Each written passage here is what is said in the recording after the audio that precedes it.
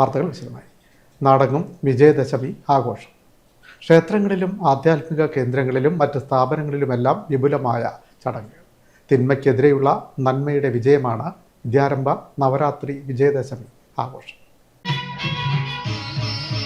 വിജയദശമി എന്നാൽ ഇന്ത്യയിലും നേപ്പാളിലും ആഘോഷിക്കപ്പെടുന്ന ഹൈന്ദവ ഉത്സവം. വിജയം, ദശമി എന്നീ രണ്ട് വാക്കുകൾ ചേർന്നതാണ് ഈ പേര്. വിജയം എന്നാൽ ജയം എന്നും ദശമി എന്നാൽ 10-ാം ദിവസം എന്നുമാണ് അർത്ഥം. നവരാത്രി തുടങ്ങി 10-ാം ദിവസമാണ് ഇത് ആഘോഷിക്കുന്നത്. പ്രധാനമായും തിന്മയുടെ മേലുള്ള നന്മയുടെ വിജയം എന്നതിനാലാണ് ഈ ദിവസം പ്രാധാന്യം നൽകുന്നത്. അസുര രാജാവായിരുന്ന മഹിഷാസുരനെ ദുർഗാദേവി വധിച്ച ദിവസമാണ് വിജയദശമി എന്ന് വിശ്വസിക്കുന്നു. രാവണനെ ശ്രീരാമൻ വധിച്ചതിൻ്റെ വിജയ ദിവസമായും ഇത് കണക്കാക്കപ്പെടുന്നു. കേരളത്തിൽ വിജയദശമി ദിവസം വിദ്യാരംഭം എന്ന ചടങ്ങ് വളരെ പ്രധാനമാണ്.